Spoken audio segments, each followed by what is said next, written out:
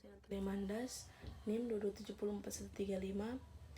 Saya akan memenuhi ujian akhir semester mata kuliah epidemiologi dasar dengan materi penyakit paru kronik atau COPD. Pengertian penyakit paru kronik atau COPD. Penyakit paru kronik atau COPD adalah suatu kondisi pernapasan kronis yang ditandai oleh penyempitan saluran pernapasan, gangguan aliran udara, dan gejala-gejala seperti batuk yang berkepanjangan, sesak napas, dan produksi dahak yang berlebihan. Penanganan COPD melibatkan penghindaran faktor risiko seperti merokok dan polusi udara, serta perubahan gaya hidup sehat seperti olahraga teratur, pola makan seimbang, dan menjaga berat badan yang sehat. Selanjutnya, definisi COPD.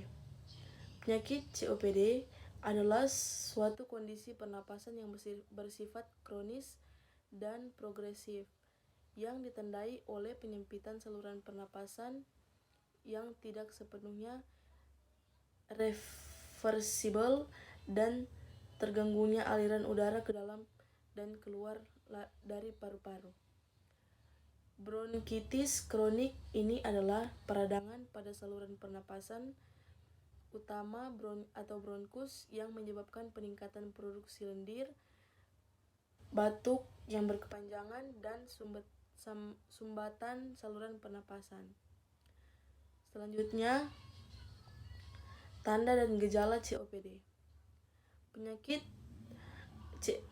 COPD adalah penyakit paru yang kronis dan progresif yang mengganggu aliran udara masuk dan keluar dari paru-paru.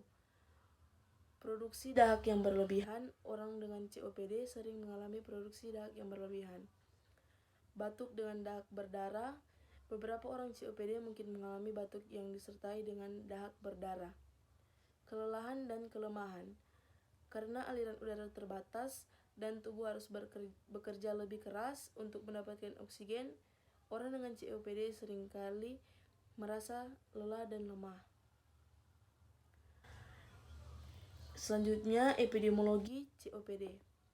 Epidemiologi penyakit paru kronik COPD melibatkan studi tentang prevalensi insiden, distribusi geografis, faktor risiko, dan dampak penyakit ini pada populasi.